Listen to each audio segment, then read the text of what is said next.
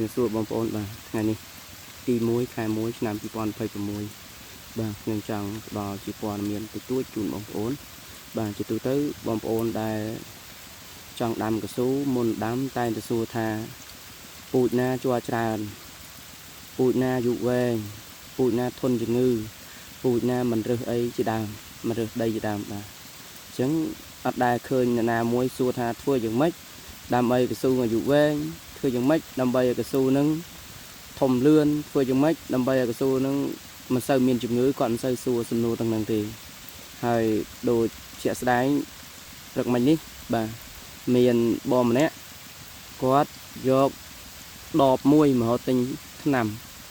យកទៅលាបមុខកៅស៊ូដល់ពេលខ្ញុំមើលទៅឃើញគាត់ប្រើសារធាតុ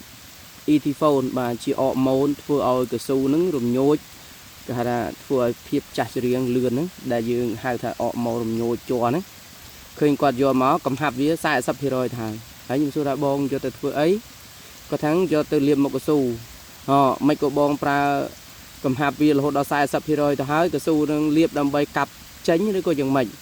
គាត់ឆ្លើយថាកៅស៊ូគាត់ជាកៅស៊ូគេម៉ៅគិតជាគីឡូហើយខ្ញុំថាម្ចាស់គេឲ្យលាបបែបហ្នឹងក៏យ៉ាងម៉េចគាត់ថាអត់ទេគាត់លួចលាបអញ្ចឹងពាក់ព័ន្ធជាមួយព័ត៌មានទាំងនេះសូមជម្រាបជូនបងប្អូនថាការដាំកៅស៊ូមិនមែនចេះតែដាំមិនមែនចេះតែធ្វើជាពិសេសគឺការប្រើប្រាស់អរម៉ូននឹងតែម្ដងមិនបានប្រើប្រាស់ជាបានគ្រប់គ្រាន់ឲ្យទៅដំណាំនឹងទេមិនបានថែទាំដំណាំនឹងកុំឲ្យវាខ្សោយកុំឲ្យវាខ្សោះដើម្បីកាត់បន្ថយកុំឲ្យកើតជំងឺផ្សេងផងទេបែរទៅជាប្រើប្រាស់អរម៉ូនហួសប្រមាណបាទសប្តាហ៍ថ្ងៃឃើញការប្រើប្រាស់អរម៉ូននឹងគឺខ្លាំងណាស់ហេតុដូច្នេះអនាគតទៅទោះបីបើពូជនឹងធន់ទ្រាំយ៉ាងណាក៏ដោយបើអរម៉ូនប្រើខ្លាំងយ៉ាងនេះ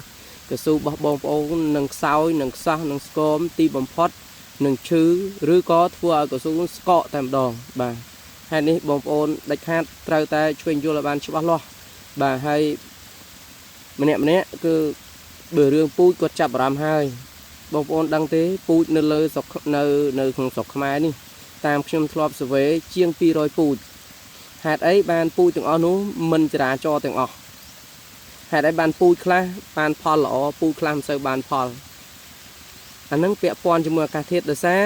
យើងយកពូជពីបណ្ដាប្រទេសផ្សេងលើពិភពលោកយកមកអញ្ចឹងអាកាសធាតុនេះជារឿងសំខាន់ណាស់បងប្អូនណាអាកាសធាតុគឺជារឿងសំខាន់ហេតុដូច្នេះពូជមួយការដែលចរាចរពីប្រទេសមួយទៅប្រទេសមួយអ្នកយកមកគឺចាំបាច់ត្រូវតែគិតទី1អំពីលក្ខខណ្ឌអាកាសធាតុបាទបងប្អូនឃើញទេខែខ្លះបងប្អូនទៅជាពីល្ងាចខែខ្លះបងប្អូនទៅជាចិត្តភ្លឺឃើញអត់នេះហើយជាបញ្ហាដែលពាក់ព័ន្ធជាមួយនឹងអាកាសធាតុអញ្ចឹងសម្រាប់កសិដ្ឋានសុខធានសៀងហៃយើងខ្ញុំធ្វើការសិក្សាស្រាវជ្រាវពូជជាមូលដ្ឋានសំខាន់ក្នុងការគិតគឺអាកាសធាតុនឹងតែម្ដងបាទបន្ទាប់ពីអាកាសធាតុមកតកតងសន្តានដីអានោះជារឿងបន្តទៀតពីព្រោះដីយើងប្រើប្រាស់ជីប្រើប្រាស់អីអាចជួយកែតម្រូវបានមួយចំនួនតែបើអាកាសធាតុមិនបានទេហេតុដូច្នេះបានកន្លងទៅបងប្អូនដាំពូជខ្លះដែលយកចេញពីក្រៅប្រទេសមកគឺធ្វើឲ្យបរាជ័យទាំងពីអាកាសធាតុបរាជ័យទាំងការថែទាំផងដែរហេតុដូច្នេះកសិដ្ឋានយើងខ្ញុំគឺតែងតែប្រើនៅគំនិត3បាទ3ជំហានទី1ពូជឲ្យល្អសិន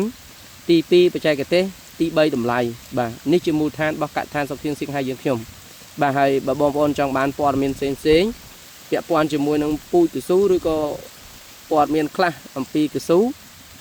អាចតាក់ទងតាមខ្ញុំអត់ផ្ទាល់អ្វីដែលខ្ញុំដឹងអ្វីដែលខ្ញុំចេះខ្ញុំនឹងជម្រាបជូនបងប្អូនបាទតាមរយៈលេខទូរស័ព្ទ088 756